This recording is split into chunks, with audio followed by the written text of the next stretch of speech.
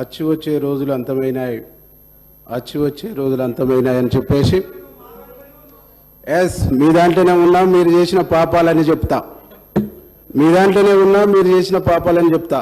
ఇంటి ఓపుకుందా, ఇనే ఓపుకుందా, ఇనే ఓపుకుందా? మనిషిగా చూడలేనటువంటి మిమ్మల్ని వదిలిపెట్టి ఆదరించే కాంగ్రెస్కి వచ్చినాను. ఇనే ఓపుకుందా?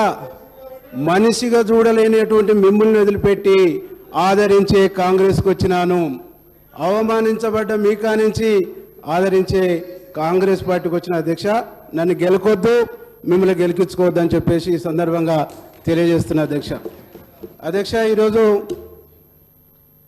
కాళోజీ గారు మాటల్ని ఒకసారి గుర్తు చేస్తూ తెలంగాణలో ప్రజాపాలన, తెలంగాణ ప్రజల ఆకాంక్షకు అనుగుణంగా ప్రభుత్వం ఏర్పడినటువంటి ప్రభుత్వం ఇక్కడ ప్రమాణ స్వీకారం చేస్తుండగానే ప్రగతి భవన్ ముళ్ళ కంచెలు బద్దలై తెలంగాణ వచ్చినాడు ప్రజలు ఎలాంటి స్వేచ్ఛతో ఉన్నారో ఇక్కడ కాంగ్రెస్ ప్రభుత్వం ఏర్పడి గౌరవనీయులు పెద్దలు ముఖ్యమంత్రి రేవంత్ రెడ్డి గారు మంత్రివర్గం ప్రమాణ స్వీకారం చేస్తున్నప్పుడు తెలంగాణ సమాజం అంతా స్వేచ్ఛా వాయుల్ని పీల్చుకుందని సగర్వంగా నేను తెలియజేస్తున్నా అధ్యక్ష. అధ్యక్ష, ముఖ్యమంత్రి రేవంత్ రెడ్డి గారి నాయకత్వంలో స్వేచ్ఛా వాయులు పీల్చుకుంటూ ప్రగతి భవన్ బద్దలు కొట్టిని ప్రజాపాలన శ్రీకారం చుట్టిందని సగర్వంగా ఈరోజు మనం మాట్లాడుకోవాల్సినటువంటి అవసరం ఉందని చెప్పేసి సందర్భంగా నేను గుర్తు చేస్తున్నా అధ్యక్ష. అధ్యక్ష, ప్రగతి భవన్ ఏ ప్రజల ఆకాంక్షల కోసం నిర్మించబడ్డదని చెప్పారో ఆ ప్రజలకు ప్రవేశం లేనటువంటి సందర్భంలో, ఆ ప్రజలకు ప్రవేశం కరువైనటువంటి పరిస్థితుల్లో తెలంగాణ సాయుధ పోరాటం నుంచి మొదలుకొని అనేక ఉద్యమాలు, అనేక పోరాటాలు ఏ దొరల దోపిడీలకు వ్యతిరేకంగానైతే సాగినాయో ఆ దొరల గడిలలాగా నిర్మించబడి ప్రజలకు దూరమైనటువంటి ప్రగతి భవన్ కాంగ్రెస్ పార్టీ అధికారంలోకి రాగానే ఆ ప్రగతి భవన్ గోడలు బద్దలు కొట్టి ప్రజల సంక్షేమం కోసం జ్యోతిరావు పూలే భవన్గా మార్చి ప్రజలు ఏ సమస్య ఉన్నా, ఏ అంశాన్నైనా స్వేచ్ఛగా పోయి చెప్పుకునేటువంటి ఒక గొప్ప అవకాశాన్ని కాంగ్రెస్ పార్టీ అధికారంలోకి వచ్చినాక కల్పించిందని చెప్పేసి ఈ సందర్భంగా నేను గుర్తు చేస్తా ఉన్నా అధ్యక్ష. అధ్యక్ష, అనేక సందర్భాల్లో మాట్లాడుతుంటే చూసినాం, ఆ రోజు ప్రగతి భవన్ కంచె బద్దలవుతున్నప్పుడు ఇది మేమేసింది కాదు, ఫలానా వాళ్ళు వేసిందని చెప్పారు. అంటే ఉమ్మడి ఆంధ్రప్రదేశ్ రాష్ట్రంలో అలాంటి వాతావరణం ఉన్నది కాబట్టే తెలంగాణ ప్రజలు కొట్లాడి తెచ్చుకున్నటువంటి, ఏర్పాటు చేసుకున్నటువంటి తెలంగాణలో 10 సంవత్సరాల పాటు ఇంకా అదనపు కంచెనేసుకొని పరిపాలన కొనసాగించారు తప్ప ఎందుకు అది తీయాలనే ఆలోచన మీకు రాలేదు, ఎందుకు తొలగించాలనేటువంటి ఆలోచన మీకు రాలేదు, ఎందుకు ప్రజల సంక్షేమం కోసం ప్రజలకు స్వేచ్ఛాయుతమైనటువంటి వాతావరణాన్ని కల్పించాలనే ఆలోచన రాలేదు అని ఒక్కసారి ఆలోచన చేసుకోమని చెప్పేసి ఈ సందర్భంగా నేను గుర్తు చేస్తా ఉన్నా అధ్యక్ష. అధ్యక్ష, అనేకం చెప్పిన అధ్యక్ష, రోజు చాలా అంశాలని మాట్లాడుతున్నారు అధ్యక్ష. ఈ ప్రభుత్వం ప్రజలు ఎన్నుకున్నటువంటి ప్రభుత్వం, ఈ ప్రభుత్వం ప్రజలు ఏర్పాటు చేసుకున్న, ప్రజలు నిర్మించుకున్నటువంటి ప్రభుత్వం.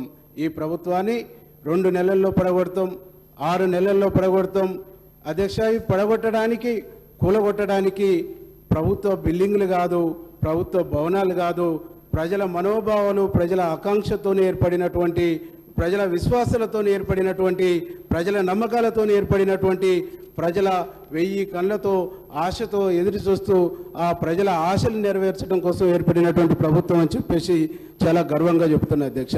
అధ్యక్ష, ఇట్లాంటి మాటలు మాట్లాడుతుంటే ప్రజలు మేము ఊళ్ళలో పోతున్నప్పుడు చెప్తుండే అధ్యక్ష, ఏమంటుందంటే దాదాపుగా 10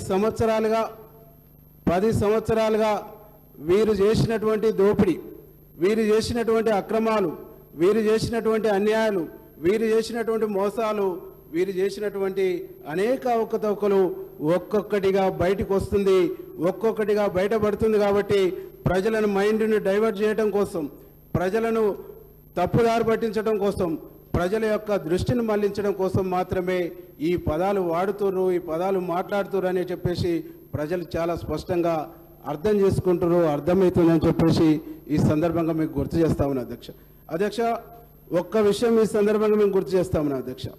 ఈరోజు తెలంగాణ వచ్చిన తర్వాత తొలి ముఖ్యమంత్రి దళితుడే అన్నారు.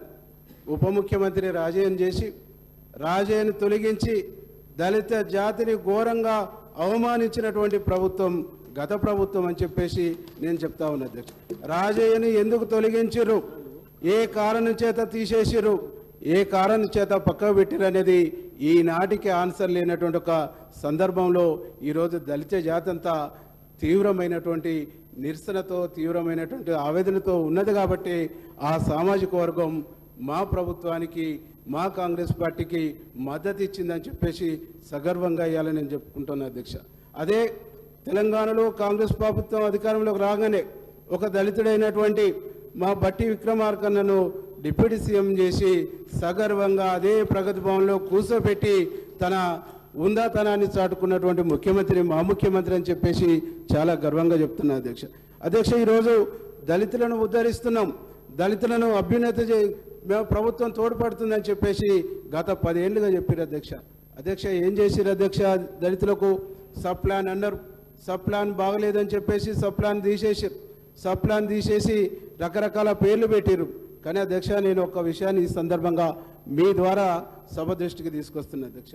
గతంలో కాంగ్రెస్ పార్టీ ప్రభుత్వం ఉన్నప్పుడు ఆనాడు Rajasekhara Reddy SC ST sub plan తీసుకొచ్చి అనేక సంక్షేమ కార్యక్రమాలు చేపట్టిండ్రు. ప్రతి గ్రామంలో ప్రతి సంవత్సరము ఎస్సీలకు ఎస్సీ కార్పొరేషన్ లోన్లు వచ్చాయి, బీసీలకు బీసీ కార్పొరేషన్ లోన్లు వచ్చాయి, ఎస్టీలకు ఎస్టీ కార్పొరేషన్ లోన్లు వచ్చాయి. ఒక్కొక్క గ్రామానికి పెద్ద గ్రామం అయితే 10 యూనిట్లు 15 యూనిట్లు 20 యూనిట్లు వచ్చేది, బీసీలకు కూడా 10 యూనిట్లు 15 యూనిట్లు 20 యూనిట్లు వచ్చేసేది. అట్లాగే వీటితో పాటు ఇండస్ట్రియల్ లోన్స్ కూడా ఎస్సీలకు ఉండేది. ఈ రకరకాల పేర్లు పెట్టేసి దాదాపుగా 5 సంవత్సరాలంటే పెద్ద గ్రామానికి 20 యూనిట్లు ఉంటే 5 సంవత్సరాలలో ఒక్కొక్క గ్రామానికి 100 యూనిట్లు వచ్చేది. 10 సంవత్సరాల కాలంలో ఒక్క విలేజ్కి 200 యూనిట్లు గతంలో వచ్చినటువంటి ఒక పరిస్థితి మనం చూసినాం. ఆ యూనిట్లలో 10 లక్షలు 8 లక్షలు 9 లక్షలు 5 లక్షలు ₹1,00,000 వరకు కూడా యూనిట్స్ ఉండేవి. ఇవన్నిటి కూడా తీసేసారు, ఇవన్నిటి కూడా బొందబెట్టేసారు, ఇవన్నిటి కూడా ఖతం చేసేసి దళిత బంధు అనే ఒక ముద్దు పేరు పెట్టేసి కొంతమందికి ఇచ్చేసి ఆ ఇచ్చిన దాంట్లో కూడా రకరకాల అవినీతి, అది నేను చెప్పిన మాట కాదు, అప్పటి ముఖ్యమంత్రి అవినీతి గురించి బయటపెట్టినటువంటి ఒక విషయాన్ని ఈ సందర్భంగా గుర్తు చేస్తున్నారు. అట్లా ఈ విధంగా దళిత జాతిని మోసం చేయడంతో పాటు అనేక రంగాల్ని బీసీలను కూడా మోసం చేశారు. బీసీ కార్పొరేషన్ లోన్లు పోయినాయి, బీసీ ఇండస్ట్రియల్ లోన్స్ పోయినాయి. ఇవన్నీ మోసం చేసినటువంటి ఒక పరిస్థితుల్లో ఈ వర్గాలకు అభ్యున్నతి కలగాలంటే, ఈ వర్గాలకు మేలు జరగాలంటే, ఈ వర్గాలకు న్యాయం జరగాలంటే ఒక్క కాంగ్రెస్ పార్టీ శ్రీరామ రక్ష అని చెప్పేసి తెలంగాణ సమాజం భావించి ఈరోజు కాంగ్రెస్ను ఆదరించిందని చెప్పేసి సగర్వంగా నేను చెప్తా ఉన్నా అధ్యక్ష. అధ్యక్ష, 2 విషయాలను మనం గుర్తు చేసుకోవాలి. తెలంగాణ ఉద్యమం నడిచిందే నీళ్లు నిధులు నియామకాలు. నీళ్లు నిధులు నియామకాలు అనేటువంటి ట్యాగ్ లైన్తోనే తెలంగాణ ఉద్యమం నడిచింది. నీళ్లు నిధులు నియామకాలు అనేటువంటి ట్యాగ్ లైన్ పూర్తిగా ఎగిరిపోయి పూర్తిగా కనుమరుగైపోయి ఇలా ఉద్యోగాలు రాక యువత ఆత్మహత్యలు చేసుకునేటువంటి ఒక పరిస్థితి మనం గమనించినాం అధ్యక్ష. మనం చూసుకుంటే ఏ ఉస్మానియా యూనివర్సిటీ అయితే ఉద్యమానికి ఊపిరిలూదిందో, ఏ ఉస్మానియా యూనివర్సిటీ ఉద్యమానికి వాయుపట్టు అయిందో, ఆ ఉస్మానియా యూనివర్సిటీలో 1200 పోస్టులు ఉండవలసి ఉండి కనీసం 40% కూడా లేని పరిస్థితుల్లో ఉద్యోగ నియామకాలు చేపట్టినటువంటి ఒక దయనీయమైనటువంటి ఒక పరిస్థితి ఉంది అధ్యక్ష.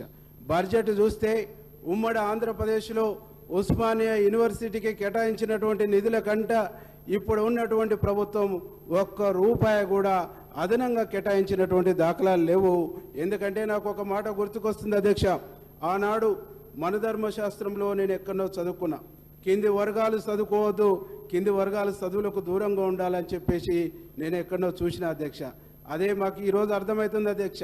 తెచ్చుకున్న 10 సంవత్సరాల ప్రభుత్వంలో వచ్చిన తెలంగాణలో వచ్చినటువంటి ప్రభుత్వంలో 10 సంవత్సరాలుగా ఎస్సీ ఎస్టీ బీసీలు చదువుకుంటున్నటువంటి కళాశాలల్ని యూనివర్సిటీల్ని నిర్వీర్యం చేసిరు, వీరిని చదువుకు దూరం చేసిరు అనేటువంటి విషయాన్ని ఈ సందర్భంగా నేను గుర్తు చేస్తున్నా అధ్యక్ష. ఇది దుర్మార్గం కాదా, ఇది మోసం కాదా, ఇది దగా కాదా అని చెప్పేసి ఈ సందర్భంగా నేను గుర్తు చేస్తూ ఉన్నది అధ్యక్ష. ఇవన్నీ కూడా నేను మాట్లాడుతున్నటువంటి మాటలు కాదు అధ్యక్ష, ఇవన్నీ కూడా పేపర్లలో వచ్చినాయి అధ్యక్ష, ఇవన్నీ కూడా సమాజం చూసింది అధ్యక్ష, సమాజం మాట్లాడుతుంది అధ్యక్ష. అభివృద్ధి అభివృద్ధి అభివృద్ధి అని చెప్పేసి అంటున్నారు అధ్యక్ష, సంక్షేమం అంటున్నారు అధ్యక్ష, సంక్షేమం సంక్షేమం అని చెప్పేసి పదే పదే మాట్లాడుతున్నారు అధ్యక్ష. సంక్షేమానికి మేమే ఉదాహరణ, సంక్షేమానికి మేమే పెద్దపీట, సంక్షేమం అంటేనే మేమంటేనే సంక్షేమం అని చెప్పేసి మాట్లాడుతున్నారు అధ్యక్ష.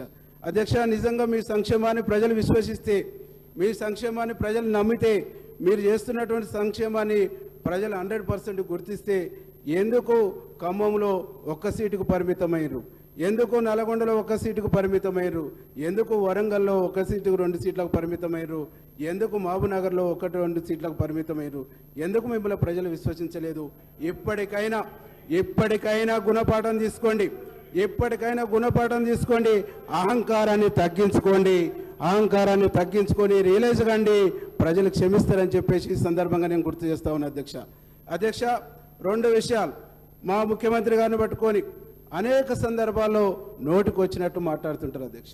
అనేక సందర్భాల్లో భాషా పండితులు వాళ్ళు అయినట్టు, యువతలోళ్ళు భాష మార్చుకోవాలన్నట్టు, యువతలోళ్ళు మాట్లాడుతుందే తప్పు, అవతలోళ్ళు మాట్లాడుతుందే సత్యం అన్నట్టు మాట్లాడుతారు అధ్యక్ష. ఈరోజు వారి భాష చెప్పుకుంటూ పోతే, వారి భాషను మీకు ప్రస్తావిస్తే, వారి భాషను ఇక్కడ మీ ముందు పెడితే చరిత్ర మనల్ని క్షమించదని చెప్తా ఉంటా అధ్యక్ష. నేను ఒక సందర్భంలో మా ముఖ్యమంత్రి గారికి మా శ్రీధర బాబుని అడిగితే, వారి భాషను మనం అందులో చదవద్దు, వారు చేస్తున్నటువంటి తప్పు మనం చేయొద్దని చెప్పేసి మాకు వారు సూచనలు ఇస్తుంటారు అధ్యక్ష.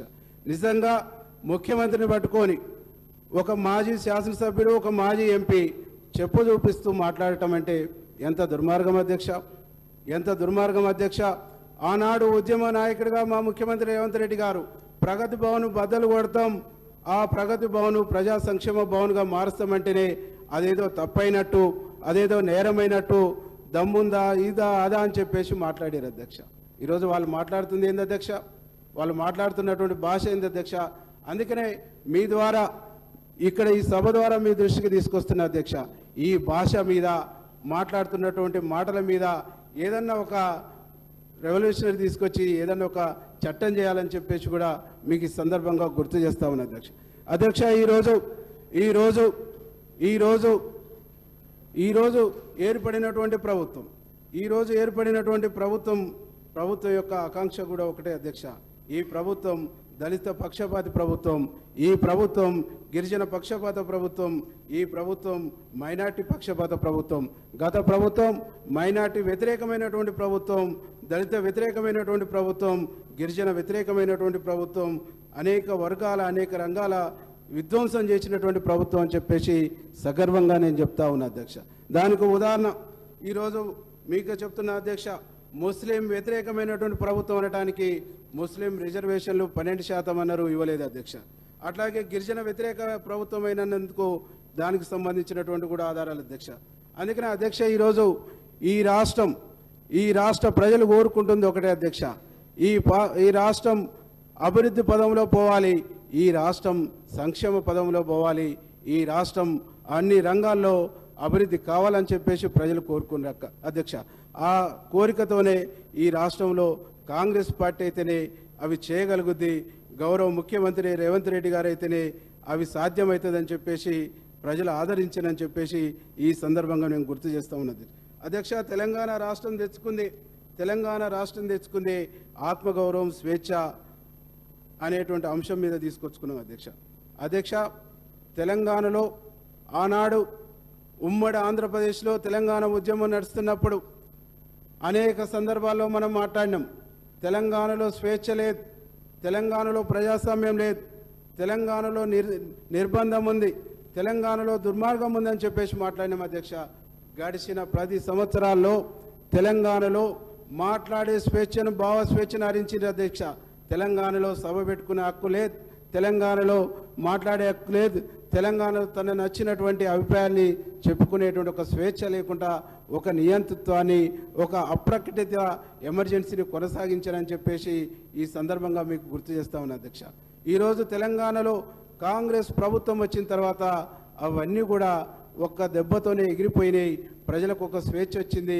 ఎవరైనా ముఖ్యమంత్రిని కలుస్తారు, ఎవరైనా మంత్రులను కలుస్తారు, ఎవరైనా తనకు నచ్చినటువంటి అభిప్రాయాలను చెప్పుకునేటువంటి వేదికలు ఏర్పాటు చేసుకుంటారు, సభలు ఏర్పాటు చేసుకుంటారు అనేటువంటి ఒక విషయాన్ని ఈ సందర్భంగా గుర్తు చేస్తున్నది అధ్యక్ష. తెలంగాణ సమాజం కోరుకుంది ఇది, తెలంగాణ సమాజం ఇచ్చింది ఇది, తెలంగాణ సమాజం ఇష్టపడ్డది కూడా ఇట్లాంటి తెలంగాణ కావాలని. అట్లాంటి తెలంగాణని ఈరోజు కాంగ్రెస్ పార్టీ వచ్చింది కాబట్టి సాధ్యమైందని చెప్పేసి ఈ సందర్భంగా మీకు గుర్తు చేస్తా ఉన్నా అధ్యక్ష. రెండు విషయాల్ని ఈ సందర్భంగా మీ దృష్టికి తీసుకొస్తున్నా. ఈరోజు రాష్ట్రంలో కాంగ్రెస్ ప్రభుత్వం వచ్చిన తర్వాత ఆ 100 రోజుల్లో 6 గ్యారంటీ స్కీముల్ని అమలు చేస్తామని చెప్పినాం. 48 గంటల్లోనే 2 స్కీముల్ని అమలు చేసి మరో 2 స్కీముల్ని అమలు చేసి మరి మిగతా స్కీముల కోసం దరఖాస్తులు కూడా స్వీకరించేటువంటి కార్యక్రమాన్ని ఏర్పాటు చేసి దరఖాస్తులు కూడా స్వీకరిస్తున్నటువంటి క్రమంలో అప్పుడే 6 గ్యారంటీలను ఎప్పుడు అమలు చేస్తారు, ఎప్పుడు ఇస్తారు అనేటువంటి పదాలని పదే వాడతాం. అంటే 100 రోజులు అంటే 3 నెలల 10 రోజులు అవుతుంది. ఇప్పుడు 2 నెలలు అయింది, ఇంకా 40 రోజులు ఉంది. అప్పుడే ఆరాటపడుతున్నటువంటి ఒక పరిస్థితి చూస్తుంది, అప్పుడే తొందరపడుతున్నటువంటి పరిస్థితి ఉంది. ఎందుకు ఆరాటపడుతురు, ఎందుకు తొందరపడుతురు? మీరే కదా గతంలో 2018 ఎన్నికల మేనిఫెస్టోలో చెప్పారు. ఏం చెప్పారు? నిరుద్యోగ భృతి ఇస్తామని చెప్పారు. వారికి సంబంధించినటువంటి మేనిఫెస్టో ఇక్కడే ఉంది అధ్యక్ష. నిరుద్యోగ భృతి ఇస్తానన్నారు. 5 సంవత్సరాల కాలం గడిచింది. ఈరోజు ప్రతిపక్షంలో కూర్చోరు. మీరు ఇచ్చిరా నిరుద్యోగ భృతి? ఇచ్చిరా 3 ఎకరాల భూమి? ఇచ్చిరా డబుల్ బెడ్రూమ్ ఇళ్ళు? ఇచ్చిరా? ఏమిచ్చారు? ఓపిక ఉండాలి. మేము చెప్పినే చేస్తాం. ఓపిక ఉండాలి. 5 సంవత్సరాల కాలం ఉంది. ఓపిక ఉండాలి. ఓపిక లేకుంటే రాజకీయాల్లో నిలబడలేం. ఓపిక ఉండాలి.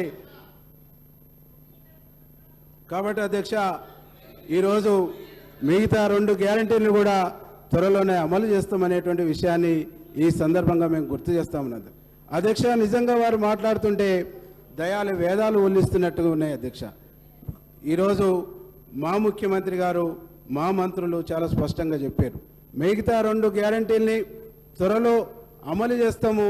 ఆ అమలు కార్యక్రమం సందర్భంగా ప్రియాంక గాంధీని పిలుస్తామంటే ఒక పెద్ద మనిషి ఏమంటుంది అధ్యక్ష? నల్ల బెలూన్లు ఎగిరేస్తాం, ఎట్లా పిలుస్తారు, ఎట్లా చేస్తారు అన్నట్టు. అంటే తెలంగాణ ఇచ్చినటువంటి కాంగ్రెస్ పార్టీ, తెలంగాణ ఇచ్చినటువంటి సోనియా గాంధీ గారు వారి కుటుంబాన్ని, వారి కుటుంబం పట్ల కాలు మొక్కినప్పుడు లేని వ్యతిరేకత, దండం పెట్టినప్పుడు లేని వ్యతిరేకత, ప్రోగ్రాంకి వస్తారంటేనే ఎందుకు అధ్యక్ష అంత భయం? వారి ఫేస్ ఈ తెలంగాణ ప్రజలకు కనిపిస్తే రేపు పార్లమెంట్ ఎన్నికల్లో వాళ్ళు 0 అవుతారనే భయం తప్ప ఇంకోటి లేదు అని చెప్పేసి ఈ సందర్భంగా నేను గుర్తు చేస్తా ఉన్నా అధ్యక్ష. ఈరోజు ఈ రాష్ట్రంలో జరిగినటువంటి అవినీతి ఒక్కొక్కటిగా బయటకు వస్తూ ఉంటే ప్రజలు నిజంగా ఆశ్చర్యపోతారు అధ్యక్ష. మొన్ననే నేను పేపర్లో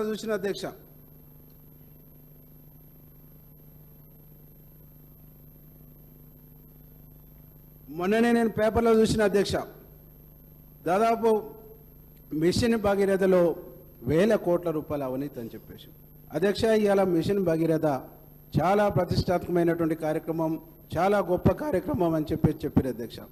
దాదాపు నా నియోజకవర్గంలో 126 గ్రామాలుంటే మెజార్టీ గ్రామాలలో మిషన్ భగీరథ నీళ్లు వస్తలేవనేటువంటిది ఈ సందర్భంగా గుర్తు. నా ఒక్క నియోజకవర్గం కాదు అధ్యక్ష, అన్ని నియోజకవర్గాలలో ఇదే పరిస్థితి ఉంది అధ్యక్ష. గతంలో ఇంటింటికి నల్లాలు లేనప్పుడు, ప్రతి వార్డుకు 1-2 నల్లాలు ఉన్నప్పుడు అద్భుతంగా నీళ్ళు వచ్చేటువంటి పరిస్థితి ఉండే, ఎలాంటి ఇబ్బంది లేకుంటుండే. ఈరోజు నీళ్లు రాక నానా అవస్థలు పడుతుండే అధ్యక్ష. ఈ మిషన్ భగీరథ కార్యక్రమం వచ్చిన తర్వాత ఎక్కడన్నా నీటి ఇక్కటుంటే కనీసం బోర్ వేసుకునేటువంటి అవకాశం కూడా లేకుండా, దానికి ఏ నిధులు పెట్టకుండా వృధా కావద్దనేటువంటి పేరుతోని జీవోలు, చట్టాలు తీసుకొచ్చేసి ఈరోజు గ్రామాలు నీళ్లతో ఇబ్బంది పడుతుంటే ఏ నిధులు పెట్టేసి ఆ నీటి కోసం తీర్చేటువంటి పరిస్థితి లేని దయనీయమైనటువంటి పరిస్థితిని తీసుకొచ్చారని చెప్పేసి ఈ సందర్భంగా నేను గుర్తు చేస్తా ఉన్నా అధ్యక్ష. ఇక ఇరిగేషన్ ప్రాజెక్టుల దృష్టికి వస్తే అనేక ప్రాజెక్టులు కట్టినాం. కోట్లాది ఎకరాల భూమిని తెలంగాణను అప్పుడే లక్షలాది ఎకరాల కోటి ఎకరాల మాగాన్ని చేసినాం. అత్యధిక పంట అత్యధిక దిగుబడి వస్తుందని చెప్పేసి చెప్తున్నది అధ్యక్ష. మా నల్గొండ జిల్లాలో నా నియోజకవర్గానికి సంబంధించి తెలంగాణ రాష్ట్రం ఏర్పడి గడిచిన 10 సంవత్సరాలలో మూసి మురికి నీళ్లు తప్ప సొక్క నీళ్లు, గోదావరి నీళ్లు కానీ కృష్ణా నీళ్లు కానీ సొక్క నీళ్లు ఇంచు భూమికి వచ్చినటువంటి దాఖలాలు లేవని చెప్పేసి ఈ సందర్భంగా నీకు తెలియజేస్తా ఉన్నది అధ్యక్ష. ఈ విధంగా చెప్పుకుంటూ పోతే మా నల్గొండ జిల్లాలో ఏ ప్రాజెక్టు పూర్తి కాలే.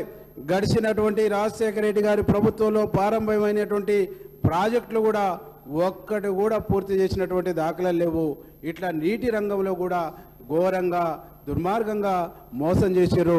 దక్షిణ తెలంగాణనైతే పూర్తిగా ఎడారి చేశారు. దక్షిణ తెలంగాణ పైన వివక్షత చూపిననేటువంటిది ఈ సందర్భంగా నేను గుర్తు చేస్తా ఉన్నా అధ్యక్ష. ఎందుకంటే అధ్యక్ష, ఈరోజు కనీసం మా గ్రామాలలో వ్యవసాయానికి సంబంధించి నాట్లు వేసుకున్నటువంటి భూములు ఎండిపోతున్నాయి అధ్యక్ష. నాగార్జున సాగర్లో ఎన్నికల ముందు నీళ్లను వదిలి అడావుడి చేసి అప్పటికే నాగార్జున సాగర్లో నీటి లభ్యత లేదు. నాగార్జున సాగర్లో కనీసం డ్రింకింగ్ వాటరు జూన్లో వర్షాలు రాకుంటే డ్రింకింగ్ వాటరు 20 టీఎంసీలే మన వాటా ఉంది.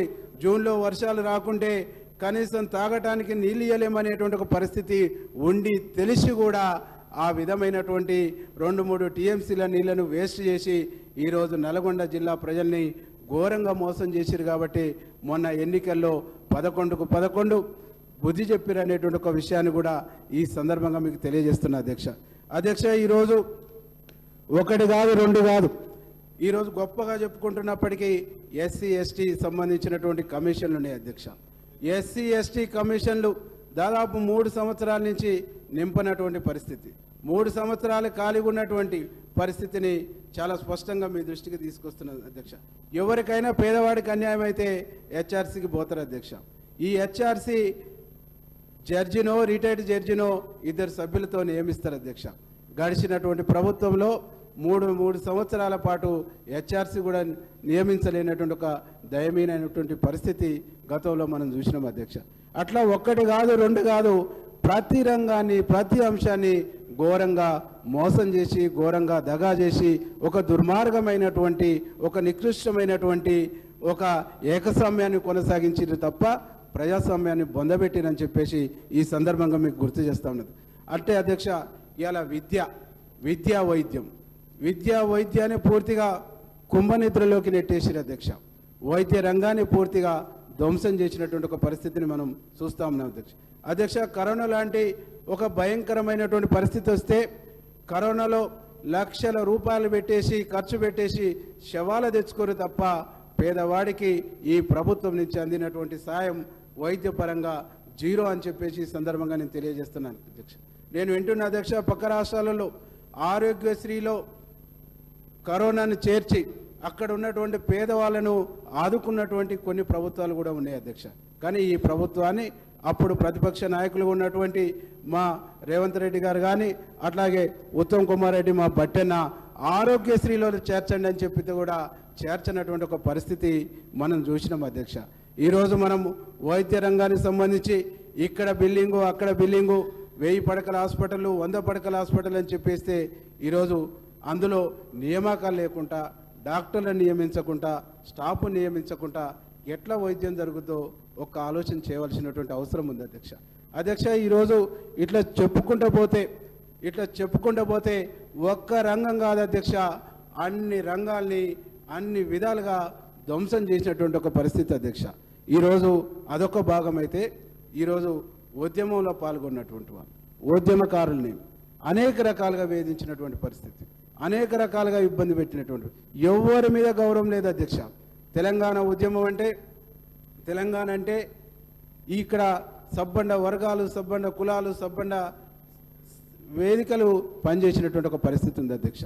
ఆ పరిస్థితుల్లో గద్దర్ లాంటి ఒక గొప్ప వాగ్దేయకారుడు గద్దర్ లాంటి గొప్ప ఉద్యమకారునికి ఘోరమైనటువంటి అవమానం జరిగినటువంటి ఒక విషయాన్ని ఈ సందర్భంగా నేను ప్రస్తావిస్తున్నా అధ్యక్ష నేను చిన్నప్పుడు నేను చదువుకుంటున్నప్పటి నుంచి చూసిన అధ్యక్ష గద్దర్ అన్న తెలంగాణ ఐక్యవేదిక, తెలంగాణ జనసభ, తెలంగాణ సంఘర్షణ సమితి అనేక వేదికల ద్వారా తెలంగాణ సమాజాన్ని చైతన్యవంతం చేసినటువంటి వ్యక్తి గద్దర్ గారు. తెలంగాణ సమాజాన్ని చైతన్యపరిచినటువంటి వ్యక్తి గద్దర్ గారు. అట్లాంటి గద్దర్ అన్నను ఘోరంగా అవమానించినటువంటి పరిస్థితి. ప్రగతి భవన్ గేటు దగ్గర 3 గంటలు ఎర్రటెండలో కూర్చున్నటువంటి పరిస్థితిని మనం చూస్తుంటే నిజంగా ఇంత అవమానం, ఇంత ఘోరం ఏ ఉద్యమకారులకు జరగొద్దని చెప్పేసి ఈ సందర్భంగా నేను చూస్తున్నాను. అట్లాంటి గద్దర్ను గొప్పగా గౌరవించి మా ప్రభుత్వం ఈరోజు గద్దర్ జయంతిని అధికారికంగా చేస్తూ ఉద్యమకారులందరికీ కూడా ఒక భరోసాను, ఒక విశ్వాసాన్ని ఇచ్చినటువంటి ప్రభుత్వం మా ముఖ్యమంత్రి రేవంత్ రెడ్డి గారు అని చెప్పేసి ఈ సందర్భంగా తెలియజేస్తూ ముఖ్యమంత్రి గారికి గద్దర్ అన్న జన్మదినాన్ని అధికారికంగా జరుపుతున్నందుకు మనస్ఫూర్తిగా శిరస్సు వంచి ధన్యవాదాలు తెలియజేస్తా ఉన్నా అధ్యక్ష ఇట్లా ఒక్కటి కాదు అధ్యక్ష, ఈరోజు ఉద్యమంలో పాల్గొన్నటువంటి వాళ్ళు చాలామంది యూనివర్సిటీ వాళ్ళు కలుస్తుంటారు అధ్యక్ష. రాజారాం లాంటి వాళ్ళైతే ఉద్యమ జేఏసీని నడిపినటువంటి వాళ్ళు.